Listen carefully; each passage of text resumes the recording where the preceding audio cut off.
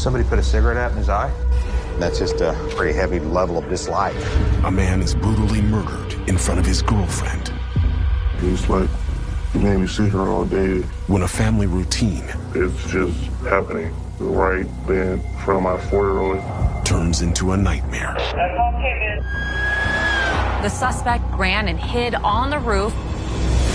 But first, He said, don't move, don't move. a family man trying to earn some extra cash And then said, what's the lowest you'll go? You same gun. sets up a deal It's the only vehicle. that costs him his life. What made you so much better than him? That you get to live and he has to die. And the clock is ticking.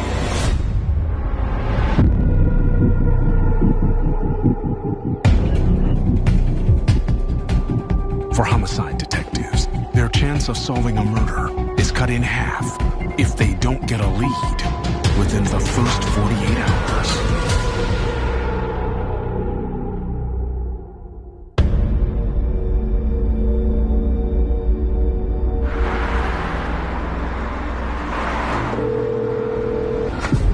What's the emergency? Let me get police. What's going on? I got a man down, shot. Roommates in the apartment. I just need the police out here because the shooter must be still somewhere around. The man that's been shot, is he with you? Yes, ma'am. Please, man. Come on, man. Please. Stay with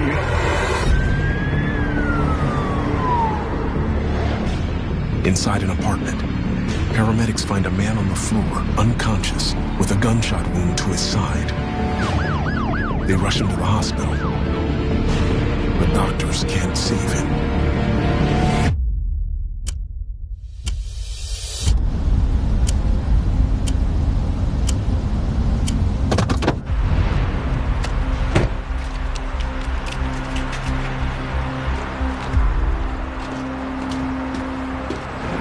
What's going on, bro? Victim is Jabari Thomas. 33-year-old Jabari Thomas, known to his friends as Cool, was a father who loved going to his child's basketball games. He worked as a forklift driver in the shipyards at the Port of Mobile for 5 years and spent weekends at barbecues with his close-knit family. Does the victim live here? The victim lives here. Okay. Jabari was found on his couch Right here. with a single gunshot wound to his side. 40 cal casing and a Glock box sitting right here. Empty. Yes. Got you. She's got victim's phone in this call. Okay. I'll take the phone.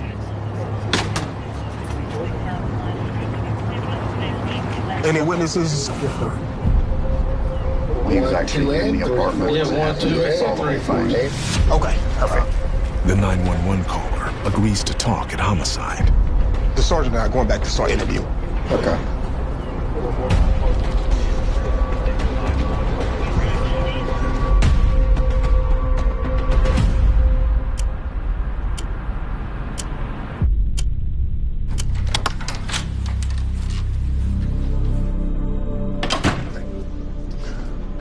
Hey, man, I'm Detective Nettle, Sergeant Gillespie. Obviously, we work with the police department. Man, what happened today? I thought I got around 11.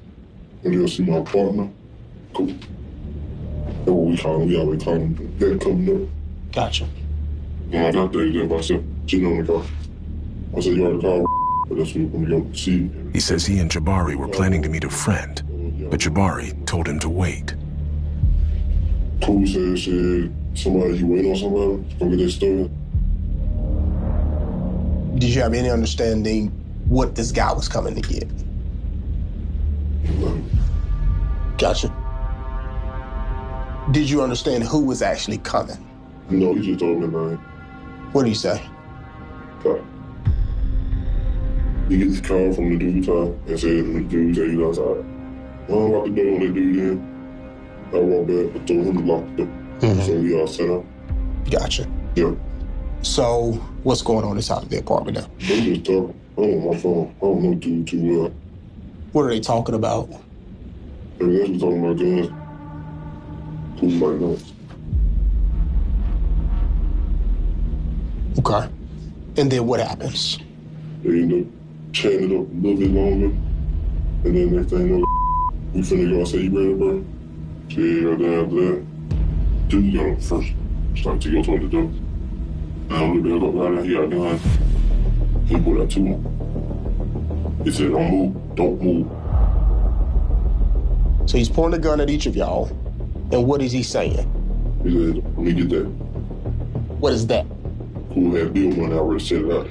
He says Jabari had a stack of cash on the couch. And about how much money? Over 1,000. Yo, the young man, he grabbed Cooley money.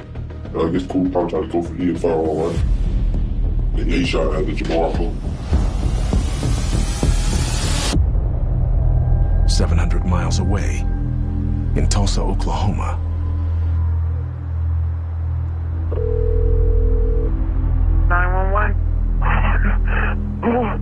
I need police. What's your address? Sunset, Landmark Apartments. Somebody just shot. Who has been shot? Mobley Bridge. Ma'am, is he still awake? Like 6 hours. I don't know if he's like everywhere.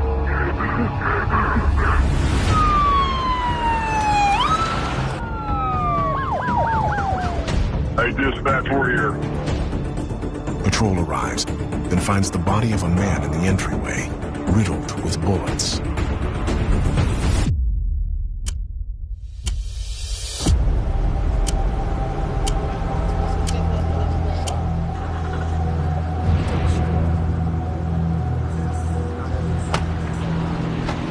Evening, Jason.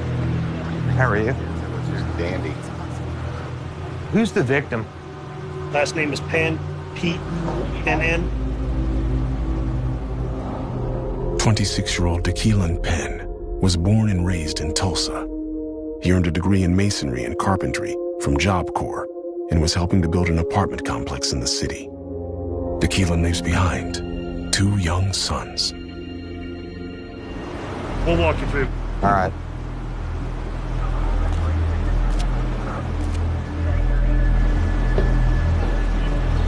Where'd he get shot? The neck, the chest, and it looks like he grabbed the barrel maybe with his hand here. Yeah, right here. Dekeelan was shot 12 times in the head, chest, neck, arm, leg, and hand. That's messed up. He probably put a couple in him when he was down. There's butt casing right underneath his arm and leg. There, the ground, and then the carpet here. Okay. The team finds 9 9mm casings. Somebody put a cigarette out in his eye? Yeah, that's what it looks like. That's different. That's pretty gnarly. That's just a pretty heavy level of dislike. Yeah.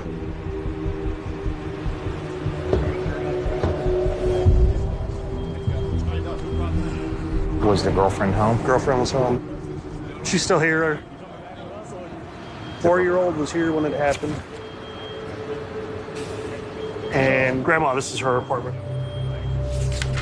They took Grandma to the hospital. She was having a heart attack. While the 911 caller's mother was rushed to the hospital, her 4-year-old son was placed with family. All right.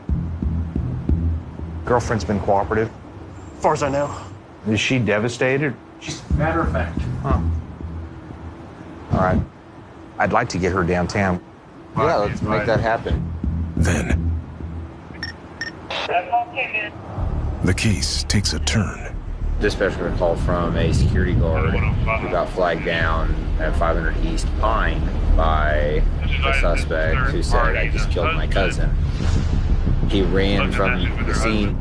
An officer located him on top of the YMCA. Well, that's a little unusual.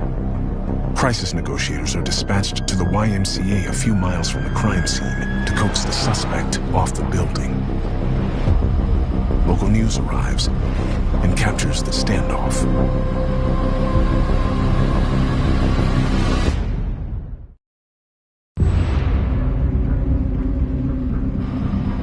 Officers say the suspect in the shooting death of Dekeelan Penn ran and hid on the roof of a nearby YMCA.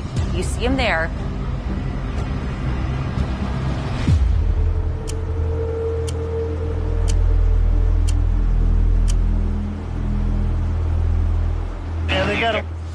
Oh, good. Just Dunn's his first name. It's Just Dunn Markham. Where the suspect threw the gun up on a building. I've got some pictures of it and recovered it. He's got some explaining to do.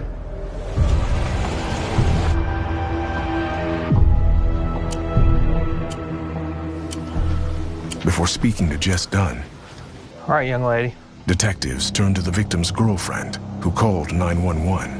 Thank you for your patience. I know you've been going through a lot tonight. I'm Detective White. I'm going to be the one responsible for this case. All right, tell me what happened. My son has been gone with his dad for a couple days now. Who's your son's dad? Justin Martin. Okay.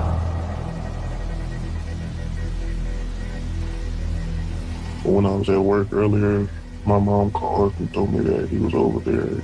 She says Jess Dunn had brought their son back to her mother's apartment earlier that afternoon. I guess he's gonna stay there and wait till I got off so I could get on a ride. Your mom not able to care for your son by herself? She, not really. She has congestive heart failure and she's on oxygen. I got to Sunset about 11:30ish. My boyfriend, to kill him, he usually comes by when I get off work.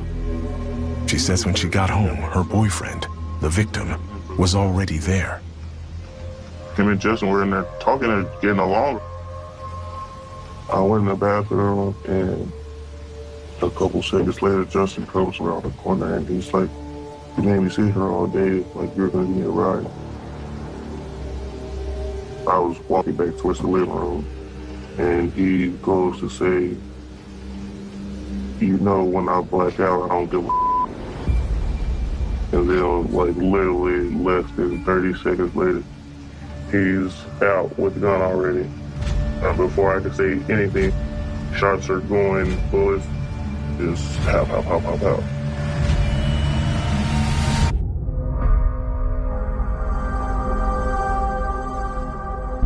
In the Mobile homicide of Jabari Cool Thomas, Detective Julius Nettles is interviewing a witness who says a man named Ty shot his friend.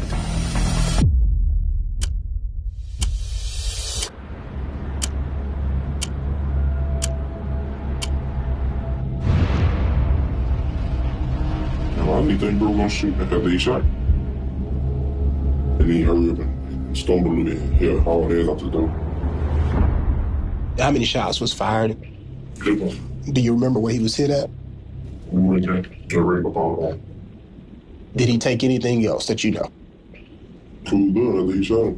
And where was that gun at when they got took it? Next to Cool on the couch. It was out when you came in. Yes. And they left fire from out and unlocked the door, put pressure on it. And now I'm on fault. Now, the guy that came in, Ty, talk to me about him. How old did he look to you? Only something neighbor. Basket, like me. Green jacket, black hand. Yeah, twisted hand. And do you know what kind of car he was in? And Ben was at the front door. So no, we needed to see where he pulled up at. And you know he didn't make it. Jabari is deceased. Sorry, man. Give us a second, we'll get you out of here, okay?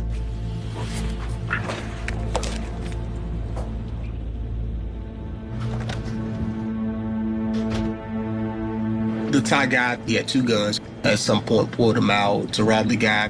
But I truly believe that it wasn't until the victim grabbed his gun that he decided to fire a shot. So you can work your magics. Nettles tries to unlock Jabari's phone. Oh, this is Daddy Murphy. Who's your birthday? Mm-hmm. You must have forgot who your grade A detective is. And look, and he got 3 calls from a Thai. At 10:52, he sends them the location. Where he's at? Yeah.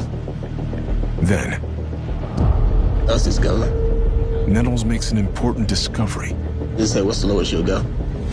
Ty was texting Jabari about buying a gun from him in the hours leading up to the shooting. Thai guy come over to purchase a gun. Okay, so you're selling the gun. Yep. All of this was set in motion by a conversation that the victim had with this subject about the buying or selling of a pistol. What you see here is some of the issues that we're having with guns and how they're readily accessible to people. You know, whether it's right or wrong, buying and selling guns is obviously dangerous and unfortunately resulted in the victim's death. I called him 3 times after the fact, too. You called the victim 3 times after? Maybe he thought he didn't hit him or something? Mm-hmm. So apparently he left and called him. Do we know his real name? No. Give me the number.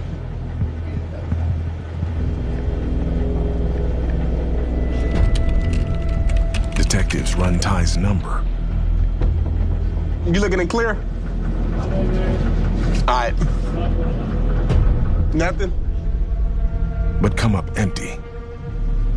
Outside of the phone number, we don't have additional information to identify this person specifically. And so in the meantime, we're going to canvass the area for surveillance video.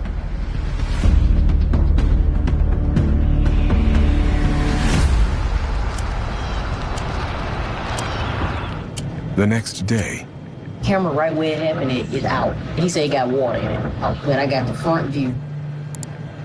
the team reviews footage collected from buildings near the crime scene. This is the front.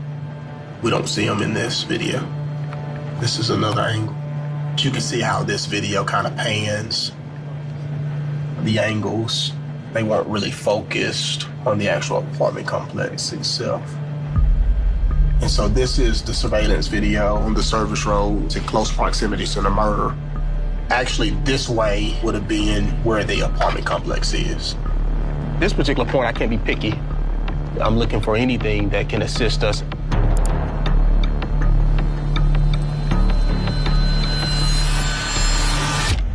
All right, it's over. 2 minutes before the call to 911. It's the only vehicle. Only one car passes the camera on an otherwise empty street.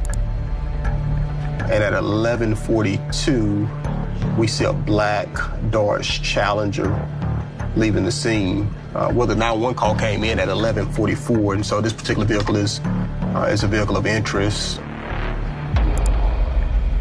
There's some defects to the vehicle that kind of separates it from other vehicles. There's some separation of the tent on the back window, but we can't quite make out the tag on the vehicle. Detectives don't have enough to connect the car to the shooting. We try to find out, contact the state dog, see who works with them.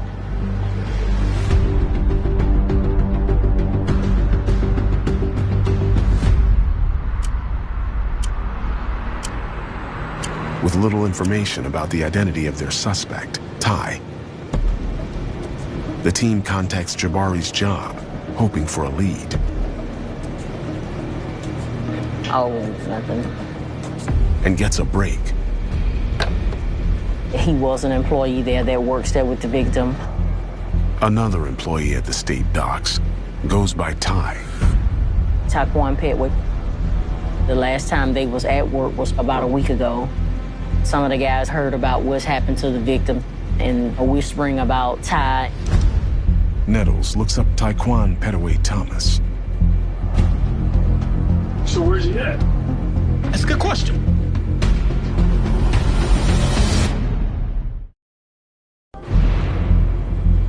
Detective Taylor was able to get some information from the employer, so we're in the process of going through his information.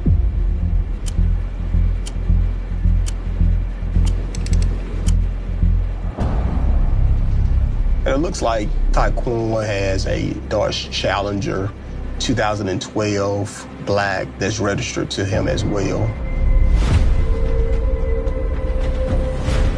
All those are good indications that we're on the right track, that we're looking at the right Ty. I will put him in a photo spread to see if our witness can identify him as being the person that robbed him and also ended up ultimately killing him.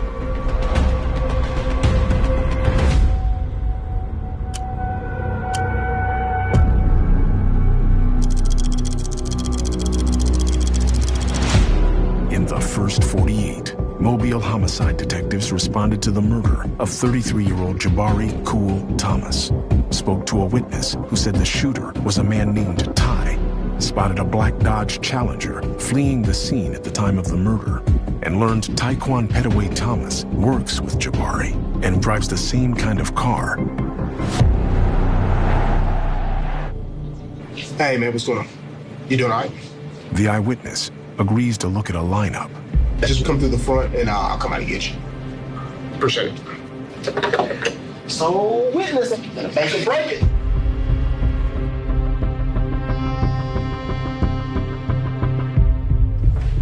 I'm gonna show you a group of photos and see if you recognize anybody.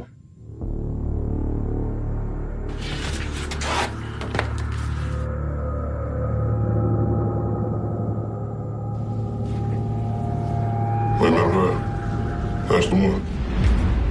That's the person that they came in? Yes, sir. Okay. Circle for me. I appreciate you, brother. Yes, thank you.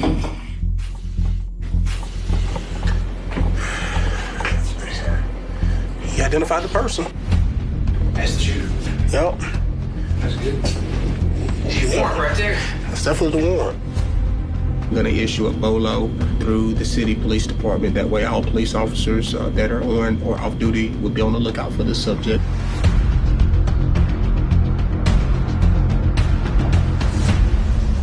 Five days after the shooting. Hey man, what's up? Yeah, it needs to be impounded. Patrol pulls over Taekwon's car. I'm gonna go ahead and head out.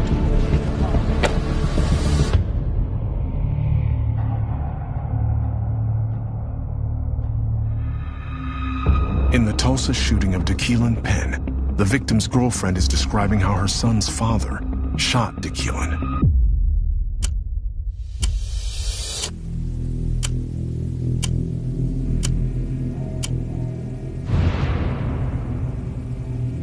Then it stopped for like 3 seconds.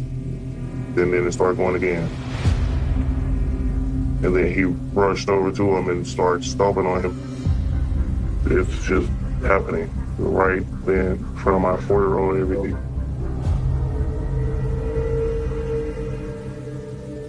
It wasn't an argument or anything, but then ran out the door.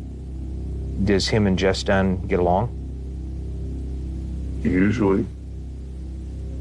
My mom even said before I got there that they were chit-chatting in a long time. Do you still have any kind of a relationship with Jess Dunn? No, not besides our son. That's it? Yeah. Does he do drugs? Yeah. He smokes weed. I'm not sure if he is on meth. He has been on meth prior, but I really think he is because I've witnessed him before like that, and he just like freaks out. I noticed that there was a cigarette on DeKeelan's up by his eye. Do you know how it got up there? I'm trying to just figure out why he would do this. Yeah, I'm trying to figure out why too.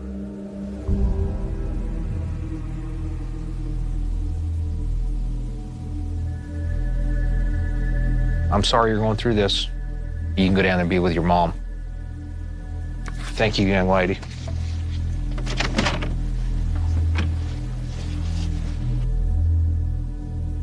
Officers take DeKeelan's girlfriend to the hospital, where her mother is being treated. She just lays it out, the whole thing. And unfortunately, the 4-year-old saw it all too. And so did her mother, and her mother's now in the hospital because she suffered from a mild heart attack from what she's been through as well. Maybe he'd been doing some drugs. I mean, there could be many different things. Who knows what's going on in this guy's mind?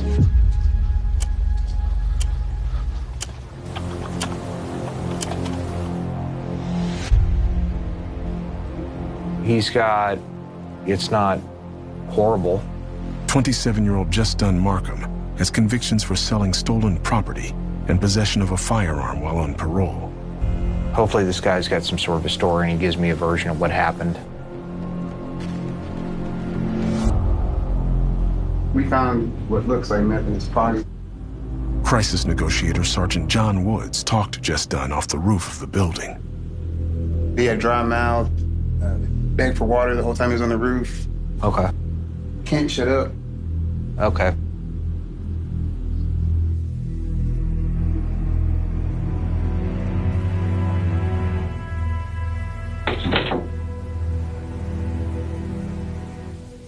It's cold.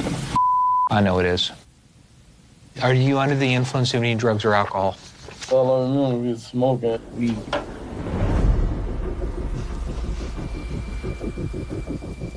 All right. We know you were over at your girl's apartment tonight. Okay, so that's what I want to know, what happened over there. Just tell me what happened.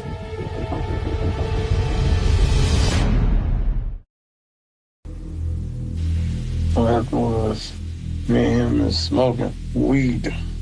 Who's he? I don't know his name.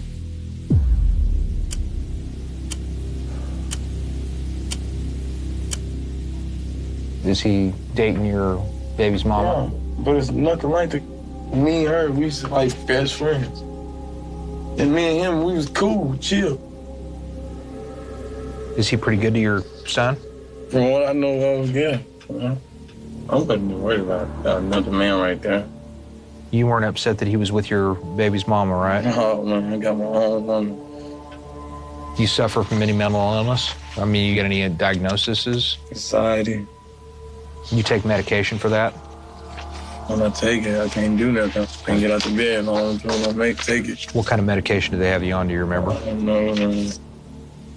I'm waiting on my baby mama. You know, I've been at mama's house all day. Okay. It was half a blunt. So then what happened? Everything just changed. Snapped in, snapped out.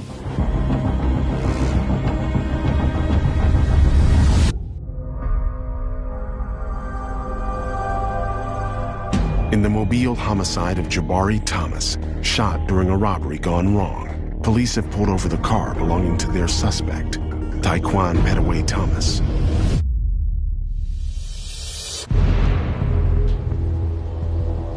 We were hoping that the vehicle was occupied by Tyquan. Tyquan wasn't inside. A family member was driving. We did take a statement. He was able to give us a cellular telephone number. Amazingly, that's the same number that communicated with the victim moments before he was murdered and then subsequent to his murder. But the family member claims he doesn't know where Tyquan is. We took possession of Challenger. We're going to execute a search warrant.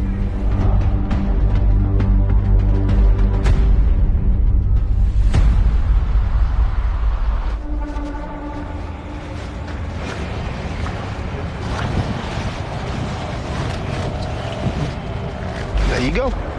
Good pictures of that, like the damage and the tent.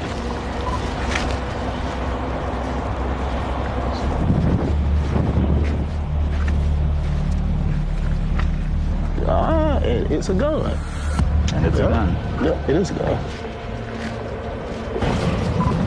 So there's a gun inside in the back seat. So that's good.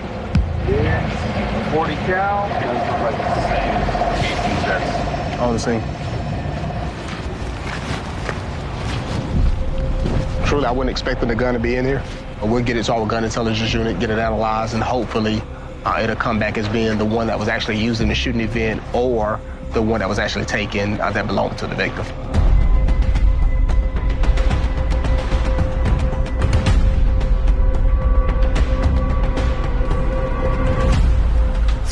Later.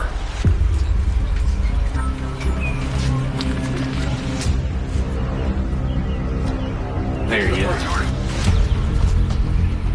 After searching his last known addresses, U.S. Marshals find Tyquan and take him into custody.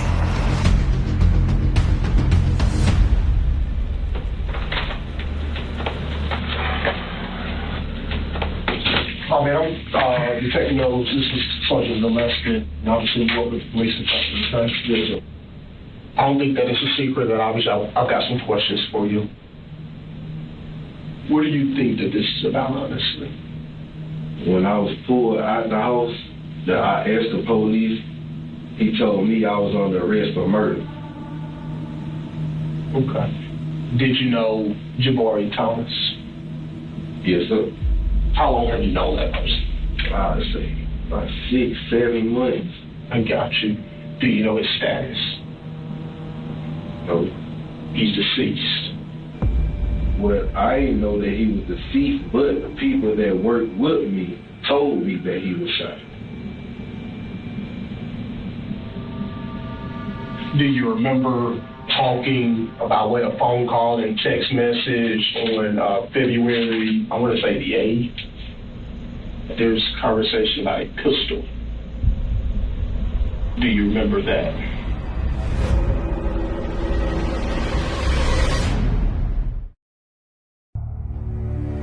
In the Tulsa homicide of DeKeelan Penn, killed inside his girlfriend's home, detectives are hoping their suspect, Just Done Markham, will tell them what happened.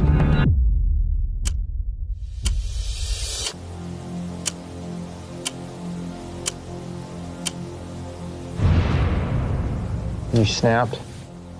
Man, I don't know what the happened, man. Nobody said no words or anything. How many times did you shoot him? I don't know, man. Whose gun was that you used? Where'd you get it? Streets. Okay. So what led you to pull your gun out? I feel like the whole world was after me, chasing.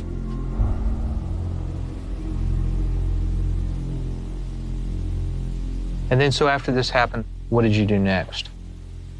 Kiss my son and left. DeKeelan, do you know what happened to him? Do you know what his condition is? Is he? Yeah. Yeah.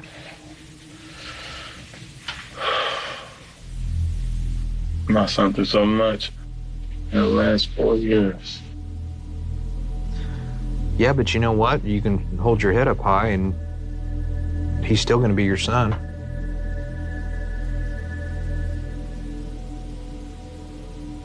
Okay. You got anything, Nathan? My question is, after you shot him the first time and he goes to the ground, then you over top of him. Yeah, that's a good you question. shoot more. Damn, I did that? Yeah. And then it looks like somebody put a cigarette out on his face. Looked like somebody put it out, like on his eye. Like his face was an ashtray. Well, I need to see what the hell out of my mouth. A lot of things got to me. You know, I'm going to have to go to his mama here in a little bit. I'm going to tell her that you pretty much stood up and you've been a man about this. What do you want me to tell her? Sorry. I apologize.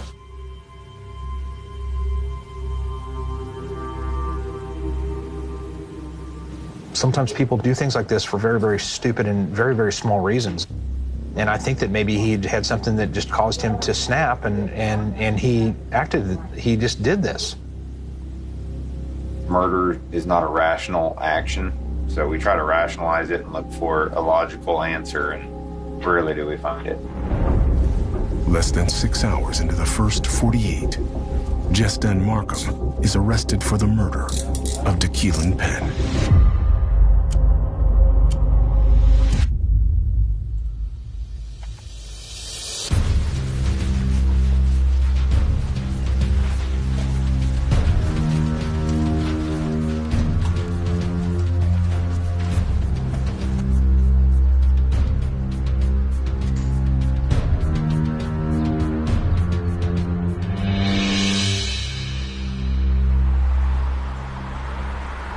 My family came out to help me celebrate DeKeelan's birthday. You see this? Oh, like that. This was his last 4th of July, and he said he wanted to look good. He was fun, loving. He loved to joke around, loved to dance and sing. His son reminds me of him every day, and that's very hard. Him being a black man in America, that's one thing I'm scared of. And then now he doesn't have his dad there to guide him through those things. in life that I cannot. On Christmas, my grandma gave me this necklace. It has my daddy's ashes in it, and it says, "No longer beside me, forever in my heart."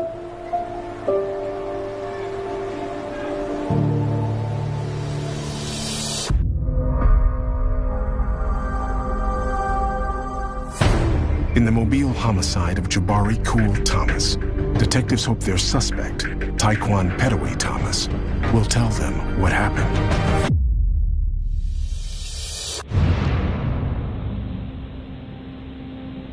Yeah. He said he had a gun for sale. Did you want to buy the gun? Oh yeah, to be honest with you, I buy and sell legal guns. I make extra money. Did you agree to buy it? Yes, sir. He sends location. Yeah. Then what happens after that?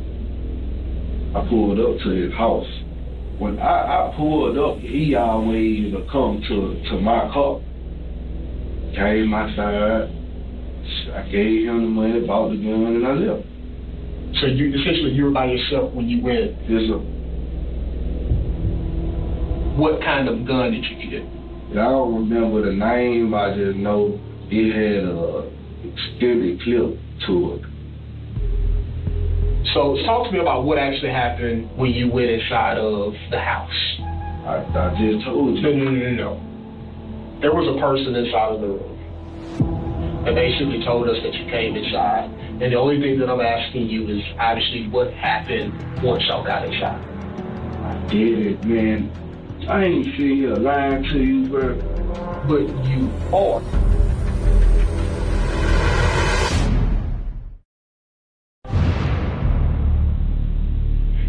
You're not a monster.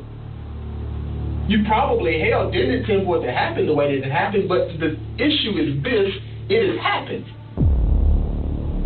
The only thing that would make this bad situation worse is you sit up there doing what you're doing in the situation. Because I'm going to tell you what people look for in these situations is remorse. So I'm saying, what you trying to say? I ain't doing nothing. Absolutely. What made you so much better than him? That you get to live and he has to die. Let me ask you this question. Are you sorry that it happened? Yes. So why did it happen?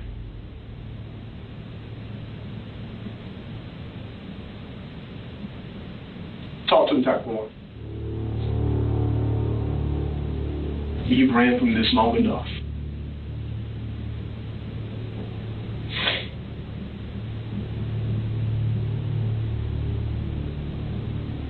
Why did you pull the trigger?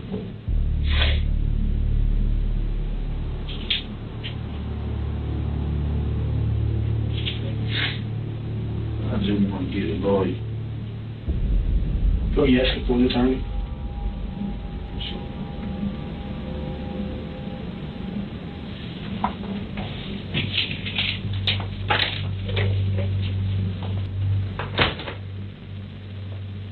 It was a little frustrating for me.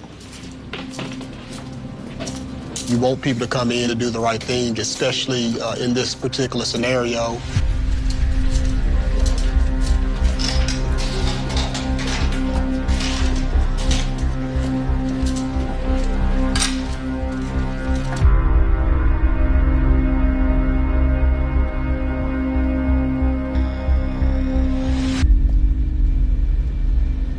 It's an unfortunate situation that Jabari had to die at the hands of somebody that he trusted. The two worked together. Jabari invited him to his home. That was his safe haven. And you've got this guy, Taekwon, who would come into the safe place and basically rip him from it. It's horrific and it's scary because every single day living life, you've got people that you truly trust.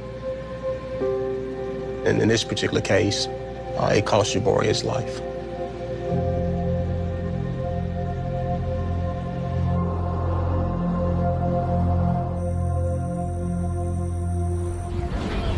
3 months later. I'm so honored for you guys to be here. I thank every last one of you for showing up. I wanted to remind everybody about their origin, to demand a future free from gun violence. This organization is geared around mothers who has lost children from gun violence, and they are in to find laws to help with gun violence. Jabari was a beloved son, brother, and father. Jabari's role in our family was a protector. We had a very close relationship, and we talked on the phone every day. He loved his friends. He would give you the shirt off of his back. He was kind, sweet, and loving, and ultimately, that's what cost him his life.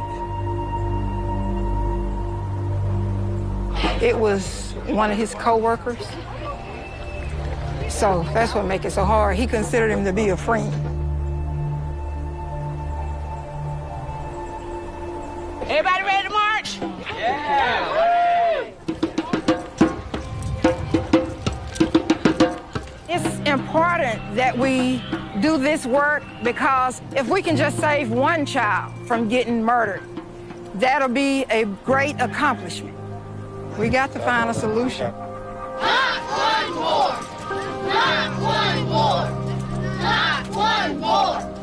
Not one more! Not one more!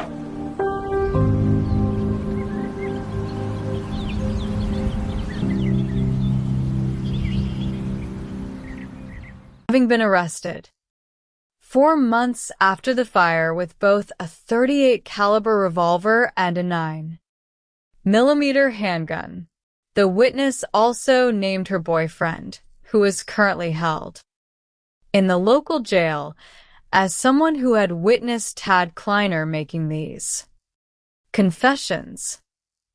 Detectives quickly arranged to interview the witness's boyfriend at the jail. He confirmed the story, explaining that Tad Kleiner and Michael Brummett Jr. had discussed handling Steve Wilkins. He also identified a third accomplice, a 26-year-old man named Devin Scrivener, who had been seen bleeding from his hand shortly after the incident. With 2 independent accounts pointing to the same group of suspects, the detectives received further confirmation when the medical examiner's office officially identified the skeletal remains as those of Stephen Wilkins. The identification was made by comparing hospital radiology records with the recovered bones. The search for Devin Scrivener began immediately. Detectives Ward and Kennedy searched his girlfriend's neighborhood on the west side, eventually locating Devin and taking him into custody. During his interrogation, Devin quickly became the weak link in the conspiracy. He admitted that Tad Kleiner had recruited him and Michael Brummett Jr. to confront Steve Wilkins regarding the allegations that Steve had drugged Tad's former girlfriend. Devin described how the confrontation rapidly turned violent.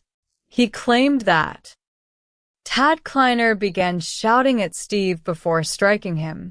Tad and Michael then launched into a brutal assault, beating Steve until he collapsed. Devin claimed he became frightened and attempted to intervene, urging them to stop. He then saw Michael Brummett Jr. draw a handgun and fire a shot. Devin admitted that during the chaos, he had stabbed Steve twice with a knife when Steve tried to escape from his chair, severely cutting his own hand in the process. Following Devin's confession, he was arrested and charged with first-degree murder. The warrants team quickly tracked down Tad Kleiner and brought him in for questioning. Tad initially denied any involvement in the murder, claiming he had only warned Steve to stay away from local women and denying that he was present on the night of the fire. However, when confronted with the statements of multiple witnesses and his own admissions of having threatened the victim, Tad Kleiner was booked into the county jail on charges of first-degree murder. An arrest warrant for first-degree murder was also prepared for Michael Brummett, Jr., who remained in state custody. To understand the motive behind this brutal act of vigilante justice, Detective Kennedy located Tad Kleiner's former girlfriend and brought her in for an interview. When shown a photograph of Steve Wilkins, she stated unequivocally that she had never seen him before in her life. She confirmed that she had never been assaulted, harassed, or drugged by Steve, and that the rumors circulating on the West Side were entirely fabricated. The tragedy of Steve Wilkins' death was the result of baseless neighborhood gossip. A group of individuals had taken it upon themselves to administer street justice for a crime that never occurred, resulting in the senseless murder of an innocent volunteer and baker. Thanks to the diligent efforts of the Tulsa homicide detectives, the perpetrators were held accountable, bringing a somber resolution to a case that had remained hidden in the ashes for 5 months. The second investigation takes us to North Charleston, South Carolina, where the piece of a residential neighborhood on Rolling Fork Road was shattered in the early hours of the morning.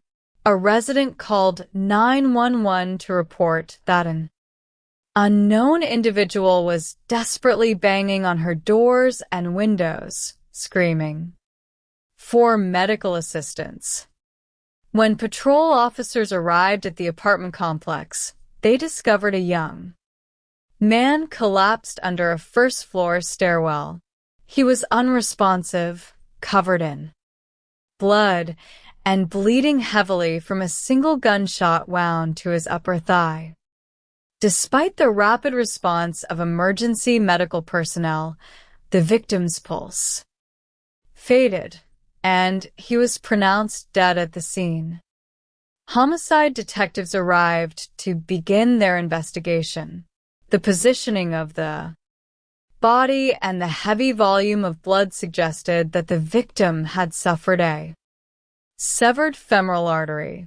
A trail of blood led from the stairwell back toward a set of dumpsters near the parking lot, terminating at a metal guardrail. Nearby, investigators discovered a 9mm handgun magazine, but no firearm was recovered. A locked cell phone, heavily stained with blood, was found along the path of the blood trail. Detectives interviewed the residents who had placed the 911 call. Although they had not heard any gunshots, they provided crucial assistance by sharing the security camera footage from their front door. The video showed the victim stumbling onto their porch at approximately 1:17 in the morning, clearly injured, with no one pursuing him. The detectives located a city-managed security camera pointed directly at the single entrance and exit of the apartment complex. They also contacted the security company responsible for the complex's private cameras, arranging to download the footage from the pool area near the crime scene. Through fingerprint analysis, the coroner identified the deceased as 21-year-old Aurelius Siren Nelson Jr., known to his family and friends as C. He was a resident of James Island and the father of a young son. While reviewing the apartment complex's security footage, detectives identified a suspicious vehicle, a white or silver Infiniti sedan that exited the property at a high rate of speed just minutes before the 911 call.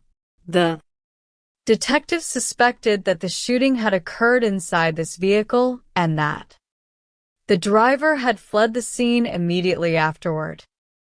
The investigation took a dramatic turn 12 hours later when patrol officers attempted to stop a utility vehicle containing 3 individuals. When the vehicle pulled over, 2 occupants fled on foot, leaving behind a man who claimed he had been kidnapped and assaulted. The man explained to detectives that the 2 men who fled were friends of the deceased victim, Aurelius Nelson. They had accused him of setting Aurelius up to be robbed. The kidnapping victim revealed that on the night of the shooting, Aurelius had approached him, stating his intention to commit a robbery. Aurelius had identified his target as a local drug dealer who drove a white Infiniti. 37. The kidnapping victim provided the name of the drug dealer to the detectives. Using this information, the investigative teams searched public databases and identified several addresses associated with the owner of the white Infiniti. A search of his criminal record revealed a recent arrest on drug charges with a $40,000 bond. By contacting the bail bonding company, detectives obtained the address of the suspect's girlfriend. Detective Samuel located the girlfriend and persuaded her to come to the police department for an interview.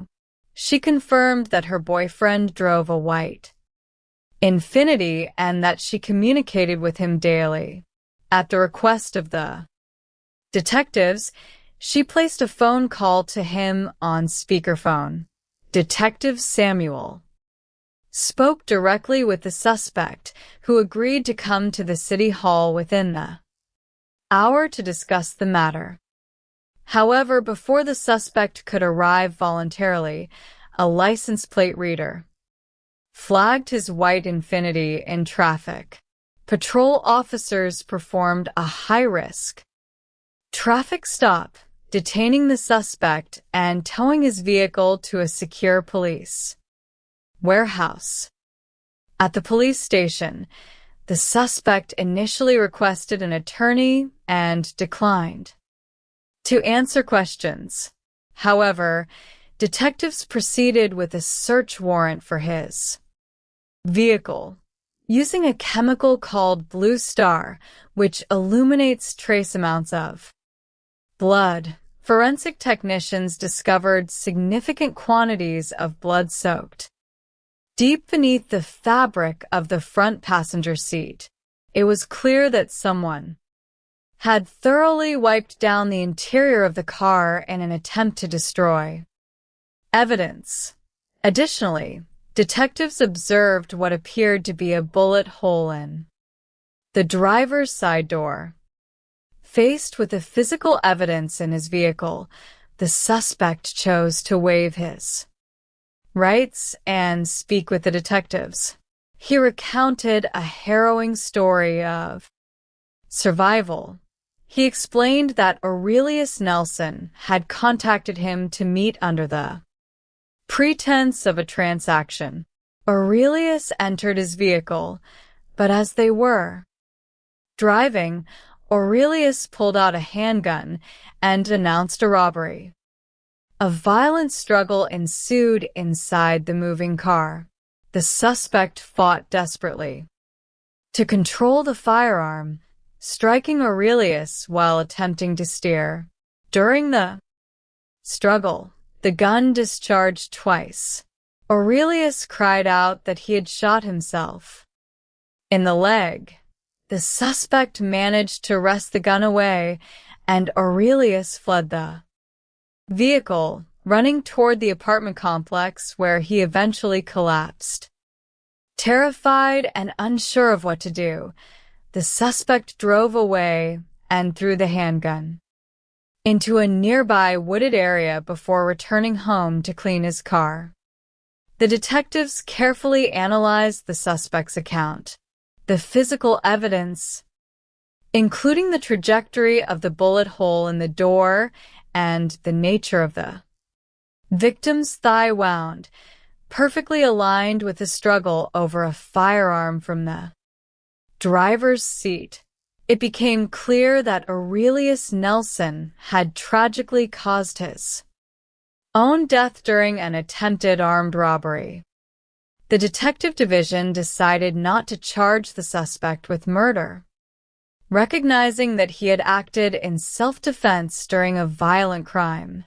Instead, he was charged with misprision of a felony for his actions in cleaning the blood from the vehicle and disposing of the firearm. The case concluded with a profound lesson on the tragic consequences of criminal choices, leaving a young father deceased and another man facing felony charges for his panic-driven response to a life-threatening situation. The third investigation brings us to Gwinnett County, Georgia, where a double homicide occurred at a quiet community park in the middle of the night. A frantic young woman called 911 from a parked car, reporting that her boyfriend and his friend had just been shot by unknown individuals who fled through the woods. Responding officers and a canine unit arrived quickly at the scene. The canine tracked a scent through the woods, leading directly to the backyard of a nearby residence on Norris Lane, where the trail went cold. At the park, officers discovered the bodies of 19-year-old Aiden Reynolds and 17-year-old John Pendrick near a picnic table. Both teenagers had been shot multiple times. John was shot in the arm, chest, back, and torso, while Aiden had sustained fatal wounds to his chest, underarm, and back. Crime scene investigators recovered 13 9mm shell casings, clustered tightly around the picnic table, suggesting a single shooter had fired a rapid succession of rounds inside the waistband of John's trousers. Investigators discovered a realistic-looking replica toy gun. Detectives Pearson and Reyna interviewed John's girlfriend, Kayla, who had remained in the car during the incident.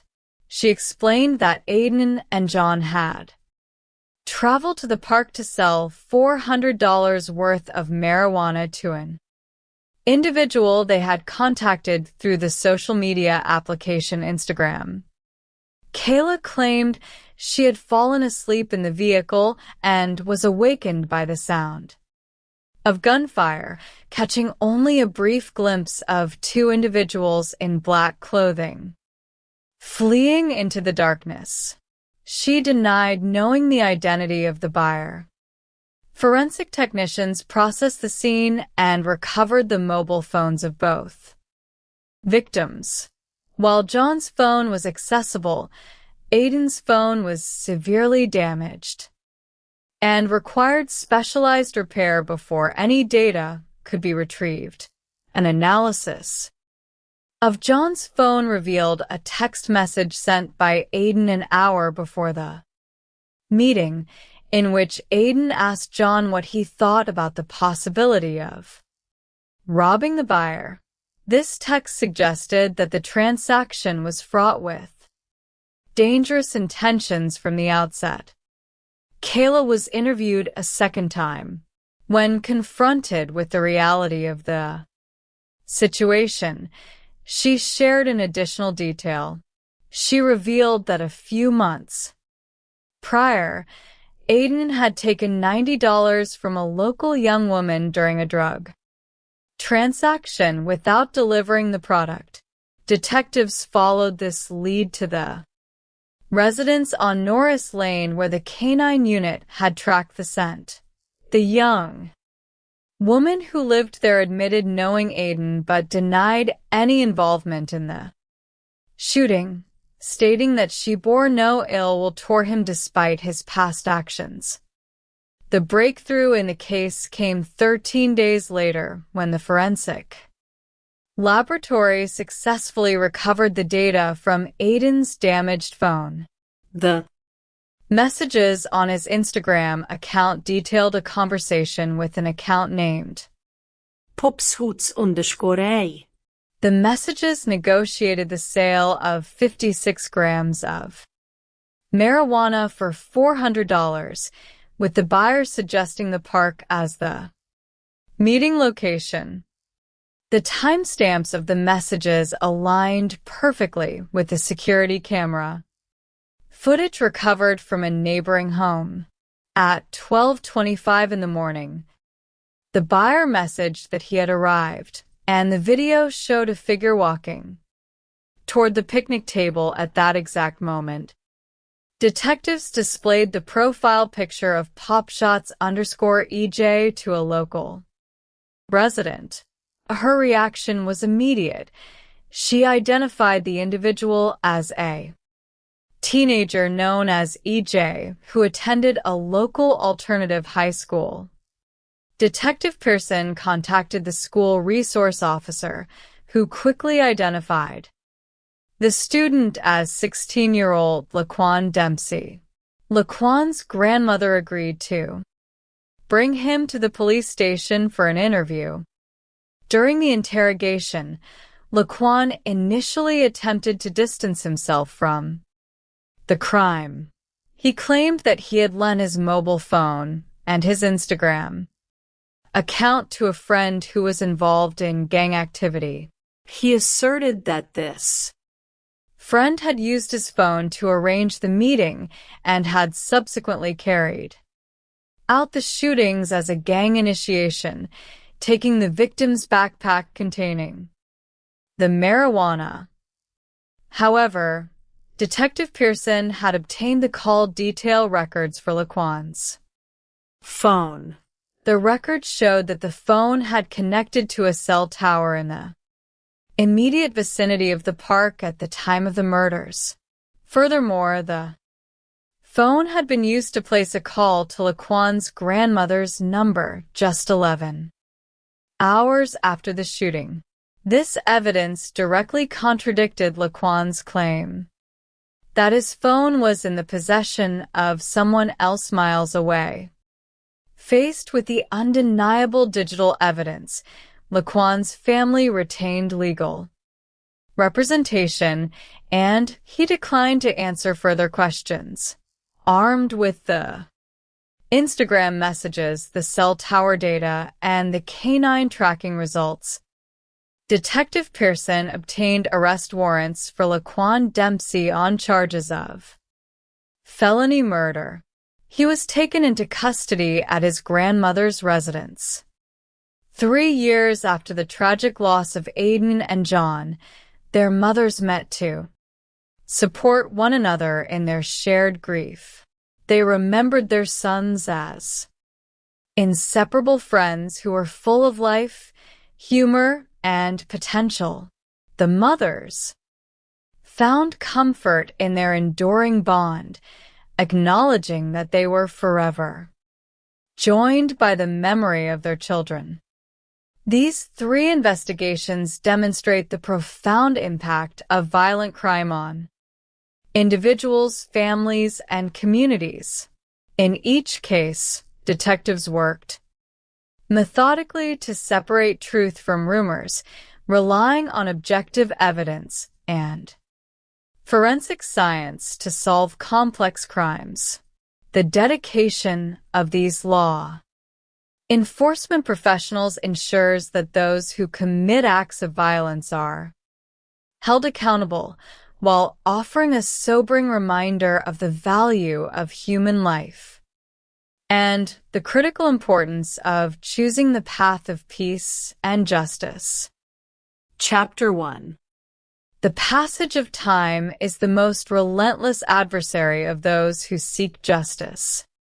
In the quiet hours of the night, when the rest of the world is asleep, a thin line of investigators stands between the chaos of violent crime and the cold silence of unsolved history for those who dedicate their lives to solving homicides.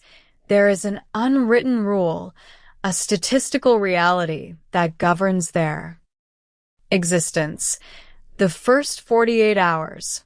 If a lead is not found within this critical window, the probability of solving the case is cut in half. The trail begins to grow cold almost immediately as memories fade. Evidence is washed away by the elements, and those responsible begin to cover their tracks. On a humid night in North Charleston, South Carolina, the silence was shattered by a frantic call to the emergency dispatch center.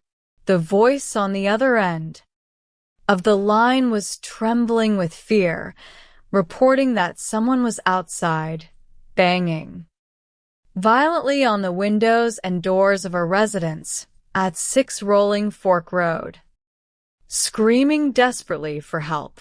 The dispatcher dispatched patrol units to the scene immediately, signaling that an officer would arrive as soon as possible. Unit 342 arrived on the scene shortly after, the blue and red lights reflecting off the damp pavement. The responding officer quickly realized that this was not a simple disturbance. The officer reported a robbery with a victim down, noting that there was a substantial amount of blood scattered across the immediate area. The victim had sustained a gunshot wound to the upper thigh, and his pulse was fading rapidly, although he was still breathing when the first responders arrived. Despite the efforts of the medical personnel, the injury proved fatal. The femoral artery had been severed, causing a rapid and catastrophic loss of blood. When the homicide detectives arrived, they were greeted by the somber reality of a young life cut short. The deceased victim lay underneath a stairwell on the first floor of the apartment complex. There was no immediate identification on his person, but he bore several distinctive tattoos that suggested potential street affiliations. The investigators knew that fingerprinting would be required to establish his true identity. The physical evidence painted a grim picture. A distinct trail of blood led from the stairwell back behind a row of dumpsters, continuing along a metal guardrail. Near the scene, investigators located a 9mm ammunition magazine, but there was no firearm to be found.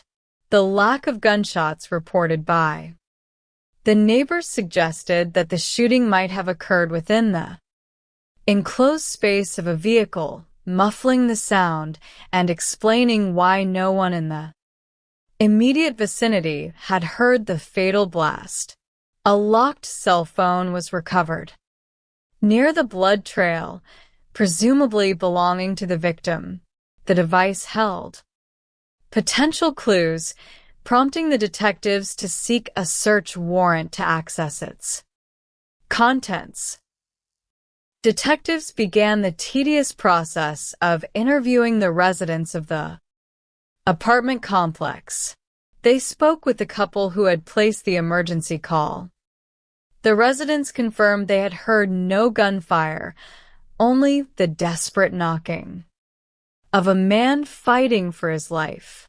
The male resident explained that he worked early morning shifts at a local supermarket and had been asleep when his partner noticed a figure near their front door. Security footage from a resident's doorbell camera provided a critical piece of the puzzle.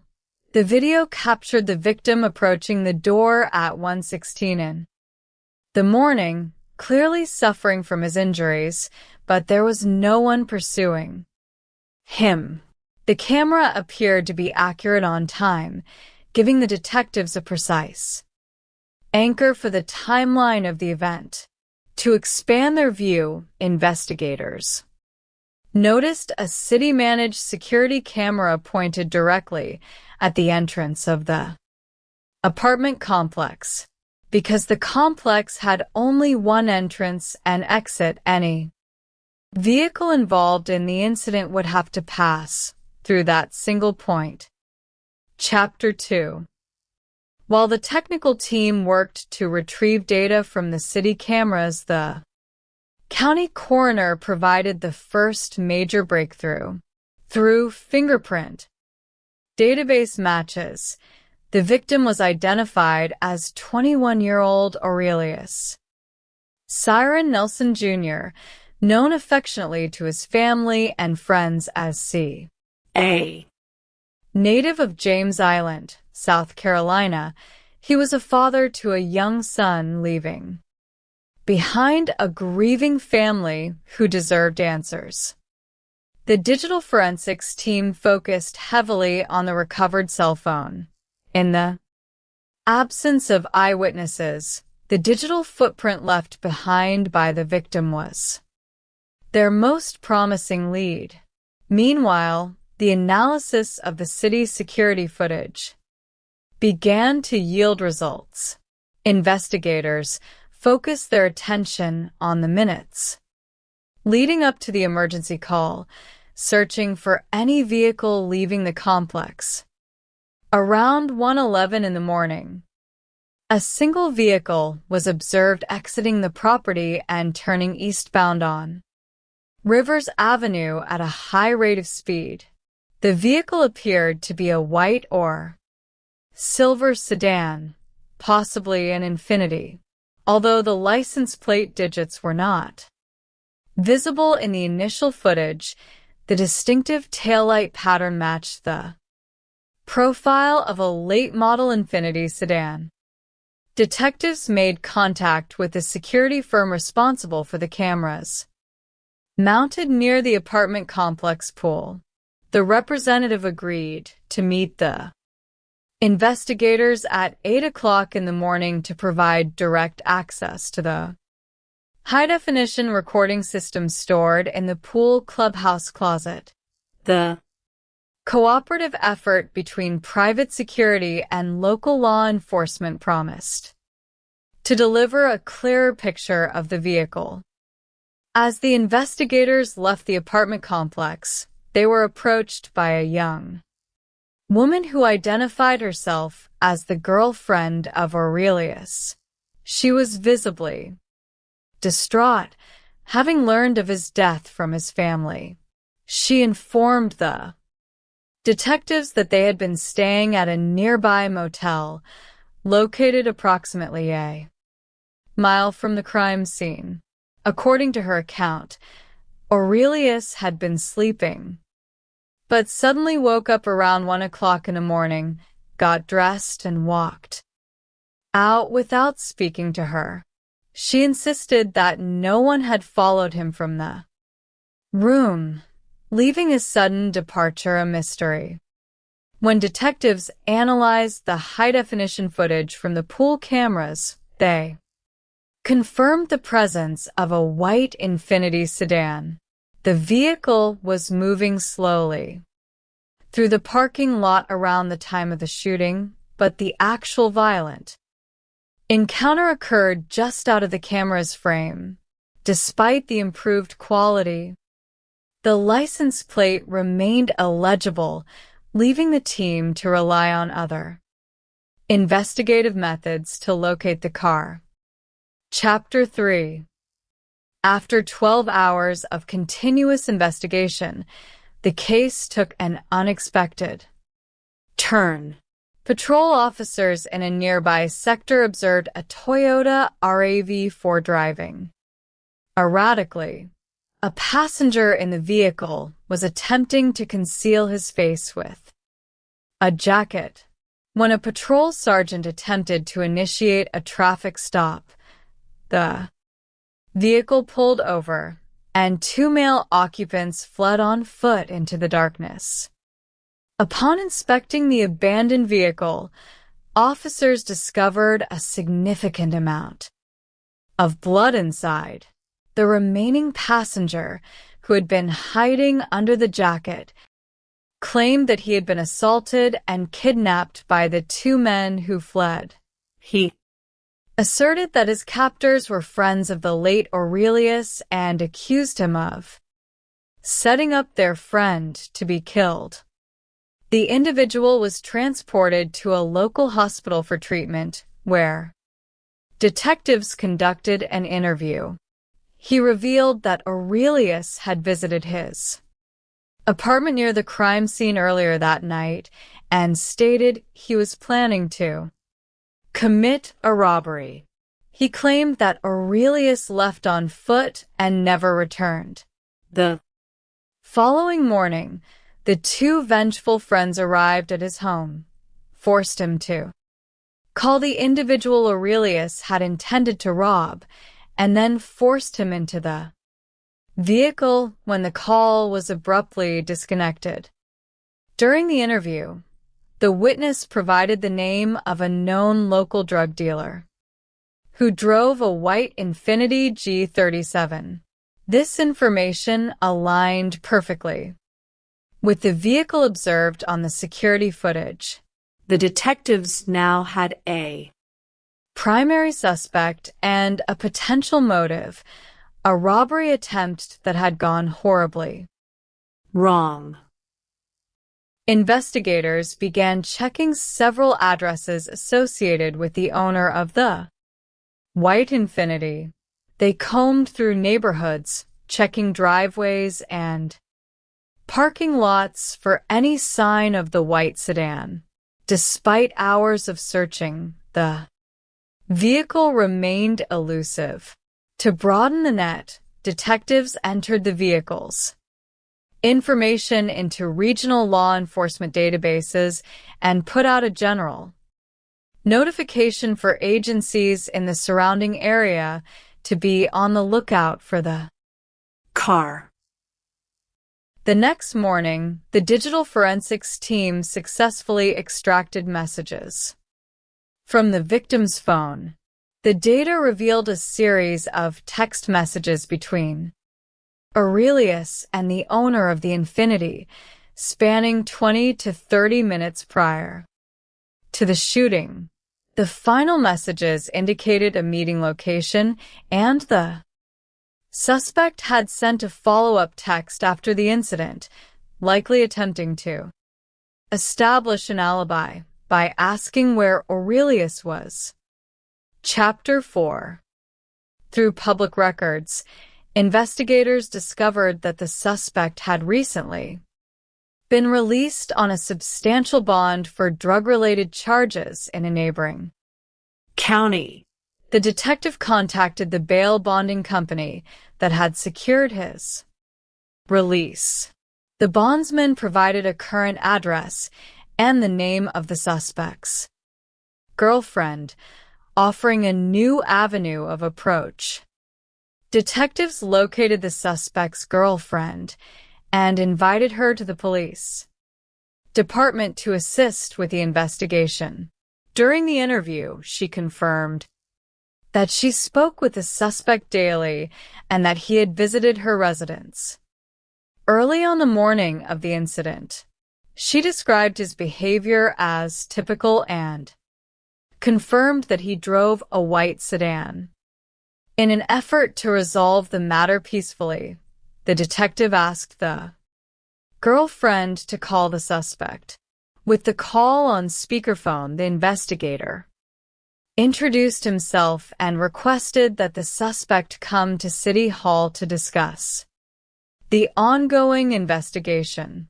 The suspect agreed, stating he would arrive within an hour. However, before the suspect could arrive voluntarily, a license plate reader in the area flagged the white Infiniti. Patrol officers executed a high-risk traffic stop, detaining the suspect and securing the vehicle. The car was immediately towed to a secure police warehouse to preserve any physical evidence. The suspect was brought to the interrogation room, visibly upset about being detained after agreeing to meet. The lead detective explained the situation, apologized for the abrupt arrest due to the automated system flag, and removed his handcuffs as a gesture of goodwill. The detective presented the suspect with his constitutional rights, which the suspect reviewed and signed, expressing his desire to speak with an attorney before making any official statements. Faced with the suspect's refusal to speak without counsel, the detectives focused their efforts on the physical search of the white Infiniti. They secured a search warrant for the vehicle, hoping to find physical evidence that would clarify what transpired inside the cabin. Chapter 5. The search of the vehicle yielded immediate results. Investigators noticed a small hole in the driver's side door panel that appeared to be consistent with a bullet strike. Although no firearm or spent casings were visible on the surface, the interior of the vehicle smelled faintly of blood, suggesting a recent cleanup attempt. Forensic technicians applied a chemical agent designed to detect trace amounts of blood that had been wiped away. The application revealed a large, glowing pattern on the passenger seat, indicating that a substantial volume of blood had soaked deep into the cushion. Investigators carefully cut open the fabric, revealing a large pool of blood that had seeped into the foam padding. The evidence indicated that an injured person had been sitting in the passenger seat, and someone had made a conscious effort to clean the surface to conceal the crime. With DNA evidence proving the blood belonged to the victim, combined with the location data and text messages, the detectives had sufficient probable cause to charge the suspect. However, the exact nature of the charge remained a point of discussion. While the physical evidence pointed to a shooting inside the car, the circumstances suggested a struggle during an attempted robbery, raising the possibility of self-defense. The detective returned to the interview room to inform the suspect of the formal charges. Upon hearing that he was being charged with murder, the suspect became highly emotional, asserting that he did not own a firearm and that he had been the victim of an armed robbery. He claimed that Aurelius had pulled a gun on him, resulting in a struggle for the weapon during which the gun discharged twice. According to his account, Aurelius accidentally shot himself during the scuffle, cried out that he was injured, and fled the vehicle. Terrified, the suspect panicked, drove away, and discarded the firearm. The suspect agreed to waive his right to silence and documented his account on a rights advisement form.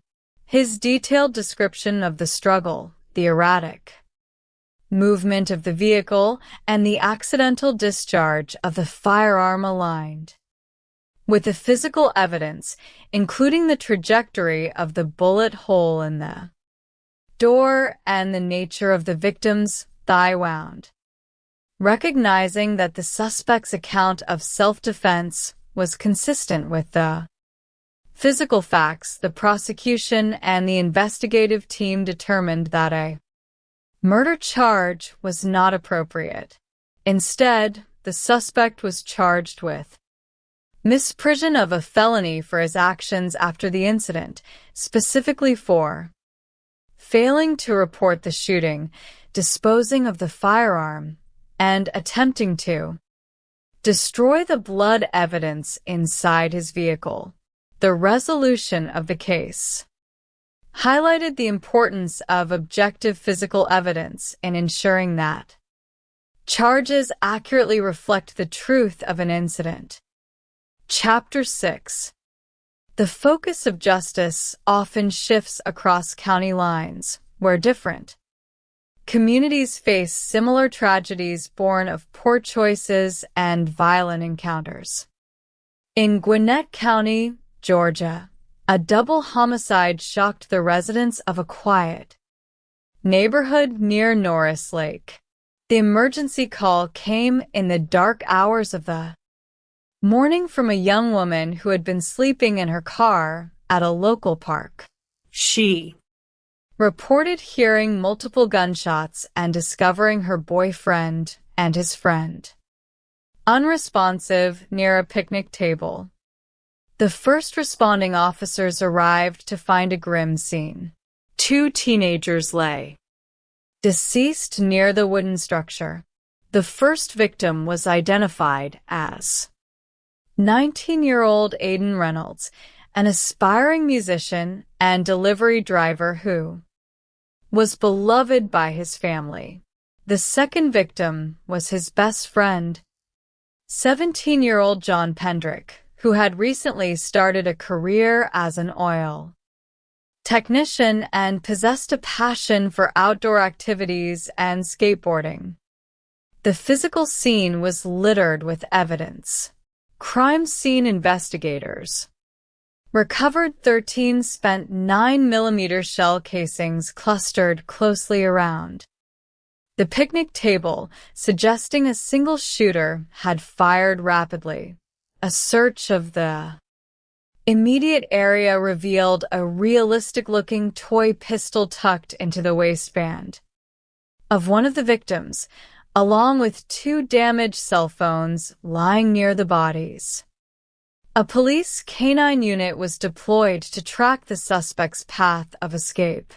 The dog successfully followed a scent trail through the woods, leading directly to the backyard of a residence located a quarter of a mile from the park. However, the track ended abruptly at the house, where residents refused to answer the door.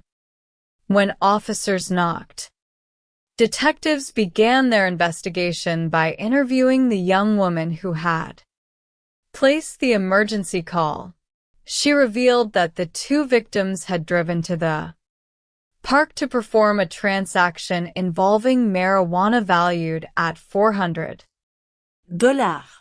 She explained that the meeting had been arranged via Instagram with an unidentified individual. She claimed to have fallen asleep in the vehicle and was awakened only by the sound of gunfire, catching only a brief glimpse of 2 figures dressed in black fleeing the scene. The investigators suspected that the incident was a targeted robbery. They began searching for security cameras in the neighborhood that might have captured the suspect's movements before or after the shooting. A nearby homeowner possessed a motion-activated camera system, but the family lacked the active internet connection required to download the footage immediately, requiring the detectives to wait for technical assistance. Chapter 7. The digital forensics team worked to gain access to the victim's damaged cell phones.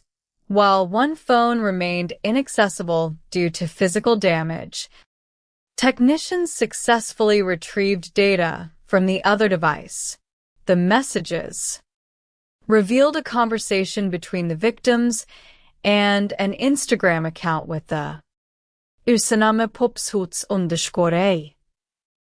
The messages detailed the negotiation for 56 grams of marijuana. The suspect had instructed the victims to meet at the park at sunset, a local term used for the area near the lake. The timeline of the messages matched the security footage that investigators eventually recovered from the neighboring residence. The video footage captured the victim's vehicle arriving at 12:04 in the morning.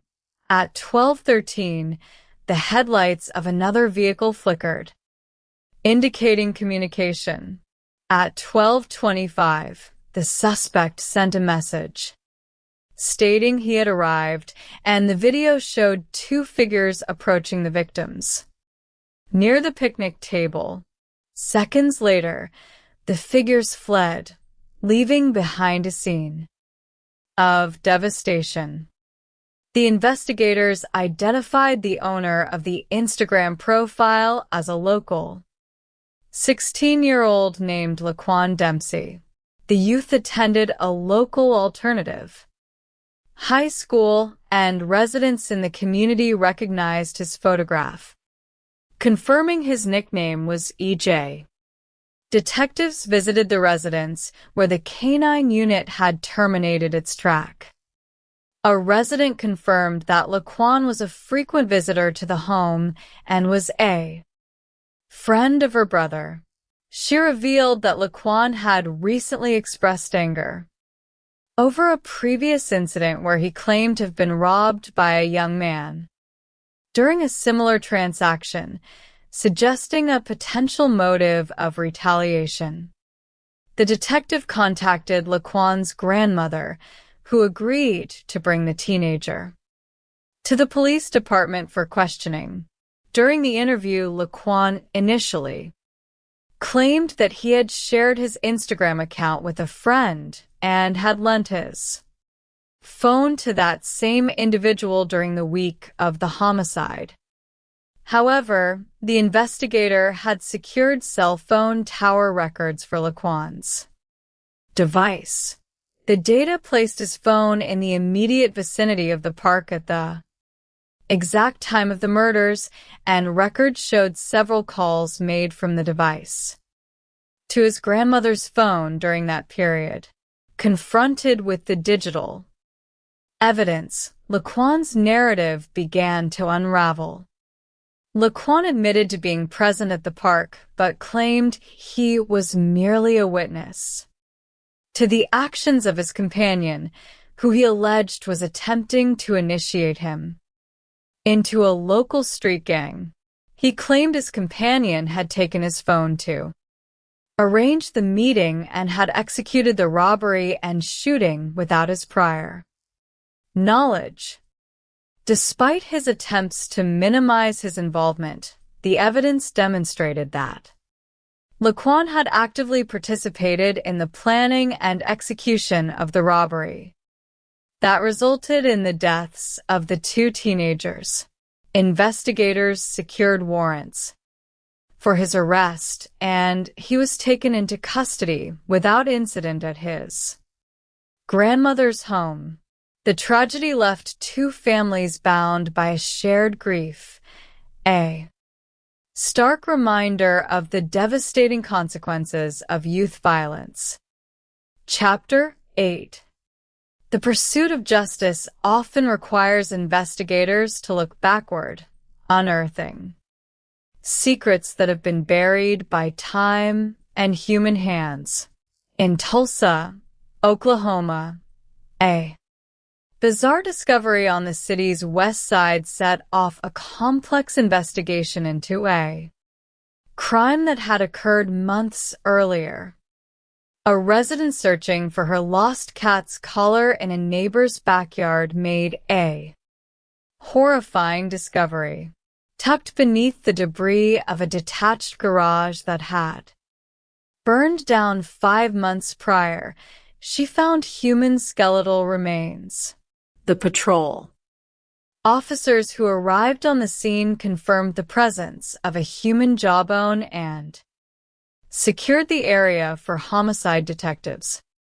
The Tulsa Fire Department had extinguished a major blaze at the detached garage in September of the previous year because the structure had been filled with a significant amount of discarded items. Firefighters had not noticed the body beneath the collapsed roof and debris during the initial incident. A forensic anthropologist, Dr. Angela Berg, was called to the scene to assist with the excavation. Her preliminary examination revealed clear signs of blunt force trauma and fractures to the skull that did not appear to be the result of the fire. The positioning of the remains suggested the body had been intentionally placed under a structure before the fire began. As investigators began clearing the scene, they recovered a single spent 9mm shell casing, heavily corroded by exposure and heat. Dr. Berg's subsequent analysis confirmed that the victim had sustained a fatal gunshot wound to the base of the skull, officially reclassifying the case as a homicide. The property owner's behavior immediately aroused suspicion. When a crime scene detective contacted him to request that he return to the property, the homeowner claimed to be out of state and refused to meet. However, patrol officers quickly determined that he was still in the local area, suggesting he was actively avoiding contact with law enforcement. During a subsequent phone conversation, the homeowner admitted that a local resident named Stephen Wilkins had been living in the garage prior to the fire. He claimed he had not seen Stephen since the night of the blaze and assumed he had fled after some unidentified individuals had visited the property to express their displeasure with him. The homeowner was brought to the detective division for a formal interview. He explained that Stephen had fallen on hard times and had been living in the garage apartment for approximately 3 years. He claimed that on the evening of the fire, 2 unidentified white males had visited Stephen, and Stephen had indicated they were unhappy with him. The homeowner insisted he had no involvement in the fire or Stephen's disappearance, claiming he simply assumed his tenant had run away to escape trouble. Chapter 9. The breakthrough in the case came from the community itself. A patrol officer brought in a female resident from the West Side who claimed to have firsthand knowledge of the incident. She revealed that a rumor had been circulating through the neighborhood that Stephen Wilkins had allegedly drugged a local young woman. According to her account, a local man named Tad Kleiner, known on the street as Taboo, became enraged by the rumor. On the night of the fire, Tad, along with his companions Michael Brummett and Devin Scrivener, went to the garage to confront Stephen. The witness stated that Tad had openly bragged about severely assaulting Stephen, claiming they had beaten him to the ground. She further alleged that Michael Brummett had been tasked with cleaning up the scene and had subsequently set the garage on fire to destroy the physical evidence of the assault. Investigators verified that Michael Brummett was currently serving a 5-year sentence in a state correctional facility on unrelated firearm charges. Notably, he had been arrested months after the fire in possession of a 9mm handgun, providing a potential match for the casing recovered from the burn site. Detectives located the female informant's boyfriend, who was currently held in the county jail on unrelated charges. He confirmed the account, stating that he had seen Devin Scrivener with a significant injury to his hand on the night of the fire. He also recalled Michael Brummett discussing the need to resolve a situation for Tad and mentioning the use of bleach to clean up blood. With the identification of the suspects established, the medical examiner's office successfully confirmed the identity of the remains as 55-year-old Stephen Wilkins. Anthropologists utilized ante-mortem medical records and radiographs from a local hospital to make a positive identification, allowing the detectives to proceed with formal charges. Investigators focused their efforts on locating 26-year-old Devin Scrivener, believing him to be the most cooperative of the three suspects.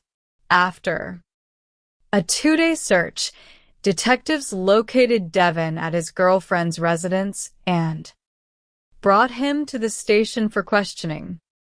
During the interview, Devin admitted to being present at the garage on the night of the incident. He explained that Tad had recruited him and Michael to confront Stephen regarding the rumors of drugging women. He described how Tad had aggressively confronted Stephen, quickly escalating the encounter to a physical assault. Devin claimed that as the beating progressed, he became uncomfortable and attempted to intervene, telling Tad to stop. He admitted that during the struggle, Stephen had attempted to defend himself, prompting Devin to strike him with a sharp object, injuring his own hand in the process. He then witnessed Michael Brummett draw a handgun and fire a single shot, killing Stephen. Instantly terrified, Devin fled the scene, leaving the others to burn the structure. Chapter 10. With Devin's detailed confession, investigators secured arrest warrants for first-degree murder for all three participants. Tad Kleiner was located and arrested by the warrants team 2 days later. During his interrogation, Tad initially denied any involvement in the murder or the fire. He admitted to knowing Stephen and confirmed he had confronted him in the past regarding his behavior toward local women, but he insisted he had never physically assaulted him. The detective presented the evidence, including Devin's confession and the accounts of multiple witnesses who had heard Tad brag about the assault. Confronted with the reality of the situation, Tad's denials became less convincing. He was booked into the county jail on charges of first-degree murder alongside Devin Scrivener and Michael Brummett.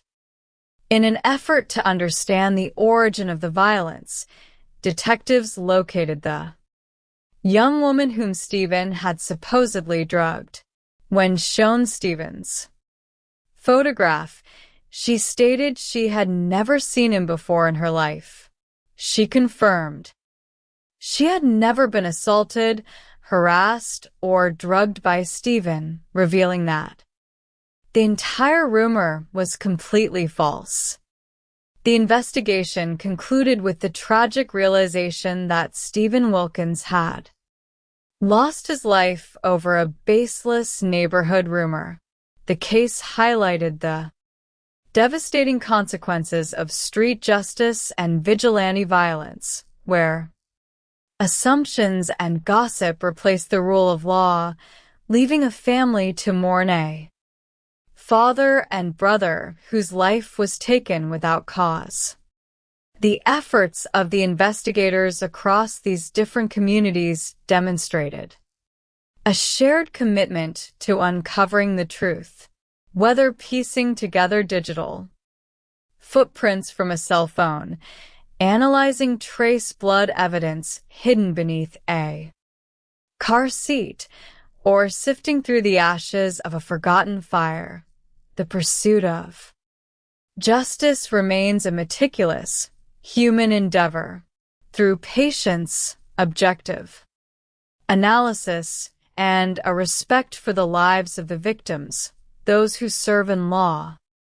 Enforcement continued to provide answers for the families left behind, ensuring that the truth is never entirely lost to the passage of time. The shadows of a southern night often hold secrets that only the morning light can begin to untangle.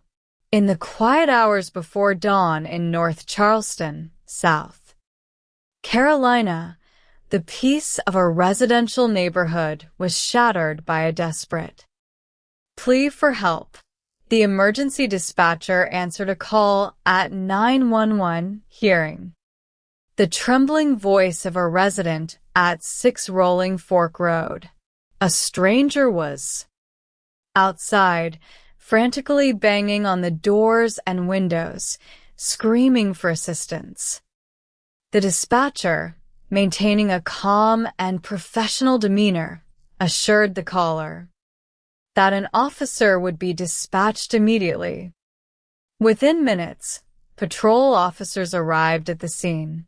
The quiet suburban complex was transformed into a landscape of flashing blue lights and urgent radio transmissions. One of the responding officers reported a grim discovery near the stairwell of the first floor. There was a substantial amount of blood pooling on the concrete. Underneath the stairs lay a young man, unresponsive and bleeding heavily from a single gunshot wound to his upper thigh. His pulse was rapidly fading, and though he was still breathing, his life was slipping away. Despite the swift arrival of medical personnel, the young man succumbed to his injury. For the homicide detectives assigned to the case, a silent clock had begun to tick. In the realm of criminal investigation, it is a well-established understanding that the chances of solving a homicide are significantly reduced if investigators do not secure a viable lead within the first 48 hours. Detective Reams was asleep when the call came in, but the gravity of the situation quickly dispelled any lingering fatigue. Arriving at the apartment complex, he joined his colleagues to survey the area. The deceased victim lay beneath the metal stairwell. He carried no identification, leaving his name a temporary mystery. However, his body bore several distinct tattoos that suggested potential gang affiliations. The immediate task was to obtain his fingerprints to establish his identity. On-scene examination revealed a single gunshot entry wound on the inner side of his left thigh. The heavy blood loss indicated that his femoral artery had been severed, a catastrophic injury that would have rendered him unconscious within minutes. A methodical search of the surroundings revealed a trail of blood winding past the apartment dumpsters and leading toward a nearby guardrail. Near the start of this trail, crime scene technicians discovered a 9mm handgun magazine resting on the ground. It was loaded, yet there was no firearm in the immediate vicinity. Detectives searched the surrounding foliage, realizing that a metal detector would be necessary to thoroughly sweep the grassy areas. Strangely, None of the neighbors reported hearing gunfire. This silence led detectives to hypothesize that the shooting might have occurred inside a vehicle. A person could have been sitting in a parked car, engaged in a conversation that turned violent, gotten shot, and then stumbled out of the vehicle while the assailant sped away. As the search continued, investigators found a cell phone lying near the blood trail. It was locked, but its location strongly suggested it belonged to the victim. Understanding the wealth of information a modern phone can hold, Detective Reams decided to secure a search warrant to access its contents. He contacted a digital forensics specialist, Detective Sanders, to prepare for a data extraction. The phone could reveal who the victim had been communicating with, who he was scheduled to meet, and whether he was involved in some type of transaction just before his death. In the meantime, detectives began the traditional legwork of interviewing residents. They spoke with the couple who had placed the 911 call. The husband, who worked early shifts at a local supermarket, explained that he had been asleep when his wife noticed a shadow moving outside their door. They had not heard any gunshots, only the desperate knocking. Fortunately, the couple had a security camera installed on their front porch. The wife opened an app on her phone to share the footage with the detectives. The video showed the victim stumbling toward their door at exactly 1:16. In the morning, he was clearly wounded and seeking help, but there was no one pursuing him. This visual evidence was incredibly valuable, confirming the precise timeline of the victim's final movements. Still, the lack of gunshot reports remained an anomaly. Detectives scanned the exterior of the apartment buildings and noticed several security cameras mounted on poles and walls.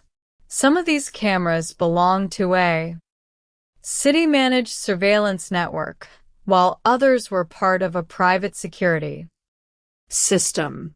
Obtaining this footage would be a priority upon returning to the police department. Before leaving the scene, Detective Reams received word from the coroner.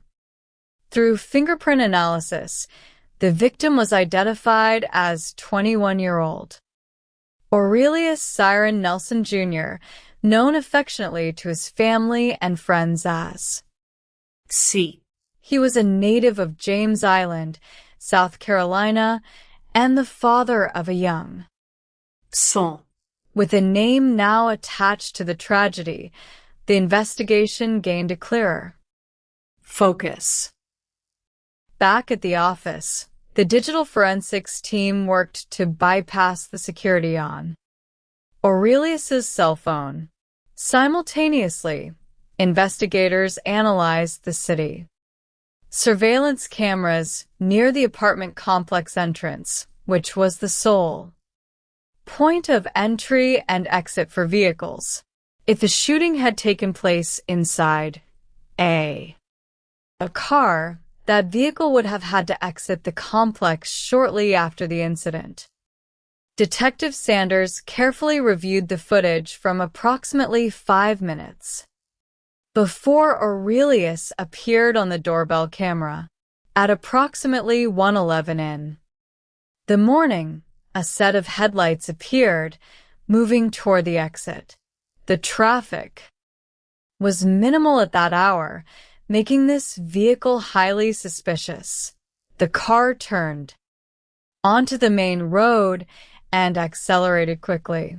From another camera angle, detectives determined that the vehicle was a light-colored, possibly white or silver, Infiniti sedan. Unfortunately, the license plate digits were obscured by the glare of the streetlights, preventing an immediate identification. Detective Reams contacted the private security company responsible for the apartment complex cameras. The representative agreed to meet him at the pool clubhouse, where the recording system was housed, to retrieve high-resolution footage. As the detectives prepared to leave the complex after gathering the video, they were approached by a young woman who introduced herself as Aurelius's girlfriend. Visibly shaken, she explained that she had heard about the shooting from his family. She revealed that they had been staying at a budget motel about a mile away. On the night of the shooting, Aurelius had been sleeping but woke up around 1 a.m, got dressed quickly, and left without saying a word. She did not know if he had received a call or who he was planning to meet. Returning to headquarters, the team reviewed the newly acquired high-resolution footage from the apartment complex pool area. The video captured the white Infiniti sedan cruising slowly through the parking lot. While the license plate remained illegible, the detectives grew increasingly confident that this specific vehicle was central to the crime. After 12 consecutive hours of intense investigation, just as the detectives were considering a brief rest, the case took an unexpected turn. Patrol officers on routine duty spotted a Toyota Sport utility vehicle driving erratically. A passenger in the vehicle had a jacket draped over his head. When a patrol sergeant attempted to initiate a traffic stop, the vehicle pulled over and 2 individuals immediately fled on foot into the darkness. Upon inspecting the abandoned vehicle, officers discovered significant amounts of blood inside. The passenger with the jacket over his head claimed he had been kidnapped and assaulted by the 2 men who fled. He asserted that these men were friends of Aurelius, who believed he had set Aurelius up to be killed. Detective Reams went to the hospital to interview this individual. The man explained that Aurelius had visited his home shortly before the shooting and mentioned a plan to rob a local drug dealer. Aurelius had left on foot, and the man had not heard from him again. The following morning, Aurelius's vengeful friends had confronted him, demanding that he call the target of the intended robbery. When the call was placed, the individual on the other end hung up immediately. The friends then forced him into the vehicle, where he was assaulted before the police intervened. The man provided detectives with the name of the individual Aurelius had planned to rob. A database search of this suspect revealed that he was associated with a white 2010 Infiniti G37 sedan, matching the vehicle seen on the surveillance footage. The suspect had several historical addresses in the area. Detectives spent the next several hours checking these locations, hoping to spot the white Infiniti. During their search, they encountered a few individuals, but found no sign of the car. Realizing the vehicle could be hidden anywhere, they issued a regional flyer to alert all local law enforcement agencies to watch for the car.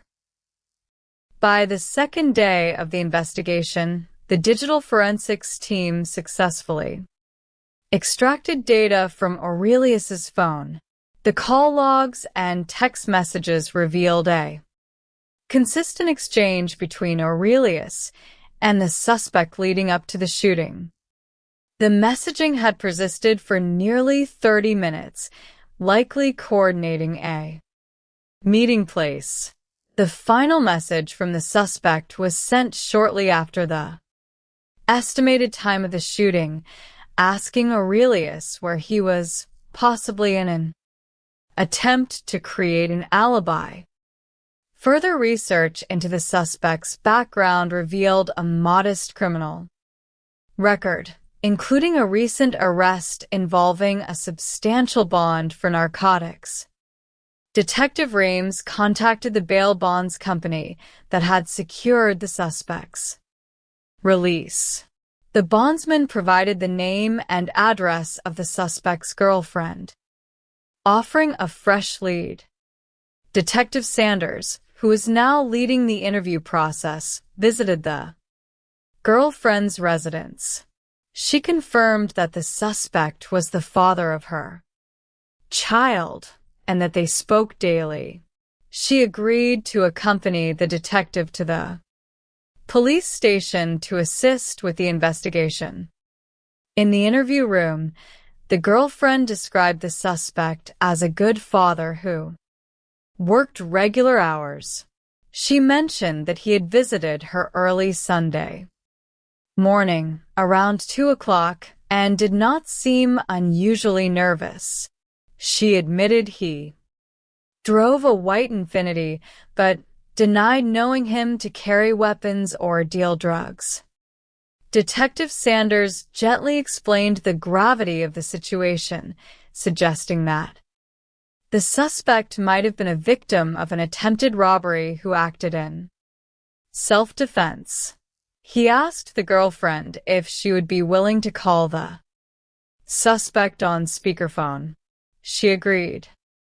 The suspect answered, and Detective Sanders introduced himself, stating that they needed to speak about an ongoing investigation. The suspect, sounding cooperative, promised to arrive at the city hall within an hour. However, 20 minutes later, a local license plate reader flagged the white Infiniti nearby. Patrol officers quickly descended on the vehicle, conducting a high-risk traffic stop. The suspect was detained, and the vehicle was secured for transport to a police forensic warehouse. When the suspect was brought into the interview room, he was visibly angry about the sudden arrest, noting that he had been on his way to meet the detectives. Voluntarily, Detective Sanders apologized for the lack of coordination among the units and removed his handcuffs to establish a more cooperative atmosphere. He presented the suspect with a constitutional rights advisement form. The suspect, however, declined to make a statement without a lawyer present, expressing concern that he was being set up for a serious charge. With the interview at a standstill, the detectives focused on the search warrant for the Infiniti. While they had strong circumstantial evidence, including communication logs and surveillance footage, they lacked definitive proof of what had occurred inside the car. If a shooting had taken place, the severed femoral artery would have left significant biological evidence, even if the interior had been cleaned. At the forensic warehouse, crime scene technicians began their examination of the white Infiniti. They noticed what appeared to be an older bullet hole in the driver's side door, but an initial search of the cabin yielded no weapons or casings. To search for latent evidence, the team utilized a chemical compound called Blue Star, which illuminates trace amounts of blood under specialized lighting. The application revealed a bright luminescent reaction across the front passenger seat. It was clear that someone had thoroughly wiped down the leather, but the blood had seeped deep into the foam cushion beneath. A detective used a knife to cut open the seat, revealing a heavy accumulation of dried blood that had soaked through the fabric. This discovery provided the probable cause needed to sustain a charge. The suspect had not only been present at the scene, but he had also actively destroyed evidence of a violent crime. Faced with this overwhelming physical evidence, the detectives decided to formally present the charges to the suspect. Detective Sanders entered the interview room and informed the suspect that he was being charged with murder. Based on the blood found in his vehicle, the suspect reacted with shock and outrage, claiming he did not own a firearm and had been the victim of an attack. He blurted out that the deceased had shot himself. Seeing an opportunity to hear the suspect's version of events, Detective Sanders asked if he was willing to waive his rights and speak openly. The suspect agreed and signed the waiver. The suspect then recounted the events of that night. He explained that Aurelius, whom he knew casually from a local convenience store, had asked to meet near a restaurant. Aurelius got into the passenger seat and gave driving directions. Suddenly, Aurelius produced a handgun and announced a robbery. A desperate struggle ensued within the moving vehicle. The suspect fought for his life, grabbing Aurelius's wrist and attempting to redirect the firearm. During the scuffle, the gun discharged twice. The suspect recalled Aurelius, crying out that he had shot himself. Once the struggle ceased, Aurelius fled from the vehicle, scaling a nearby fence toward the apartment complex. Terrified and confused, the suspect sped away from the scene, throwing the firearm out of the window into a wooded area before returning home to clean his car. After reviewing the suspect's statement, the detectives consulted with one another the medical examiner's findings regarding the trajectory of the bullet and the lack of defensive wounds on the suspect's hands aligned with the narrative of an accidental self-inflicted wound during a struggle. The entry, wound on the inner thigh, was highly consistent with a firearm discharging while held at a low angle during a close-quarters wrestle. Ultimately, the detectives concluded that a murder charge was not appropriate.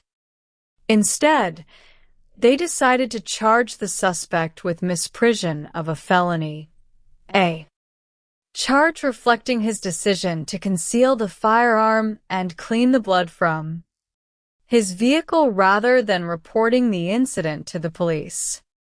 Detective Sanders returned to the room to deliver the news.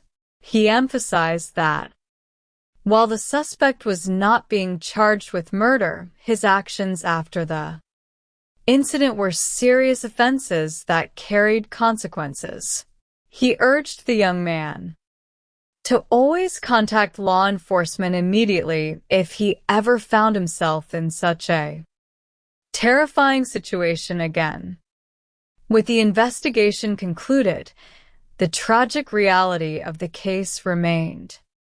Aurelius Cyron Nelson Jr. had made a fateful decision to engage in a robbery, a choice that ultimately cost him his life and left a young child without a father. In another part of the country, beneath the tall pines of Gwinnett County, Georgia, a different tragedy unfolded in a quiet neighborhood park. Late one evening, the Gwinnett County Police Dispatch received a frantic call from a young woman.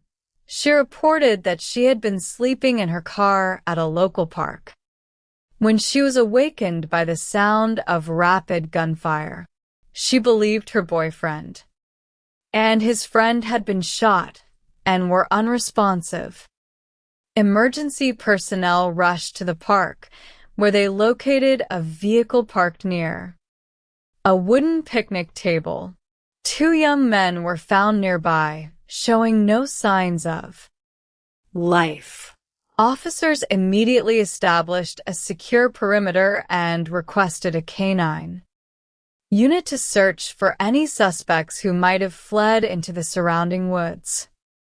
The tracking dog quickly picked up a scent, leading officers along a dirt trail that wound through the forest and emerged near the backyard of a residential home. The dog alerted on the rear of the house, but the track ended there, suggesting the suspects may have entered the home or utilized a vehicle parked nearby. Officers knocked on the door of the residence, but the lights inside were quickly extinguished and no one answered. Homicide detectives arrived at the park to take command of the crime scene.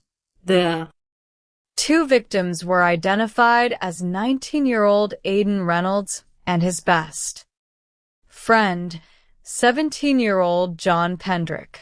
Aiden was an aspiring musician who worked as a delivery driver, while John had recently begun a promising job as an oil technician. Both had deep ties to the community and were beloved by their families. An examination of the scene revealed a violent encounter.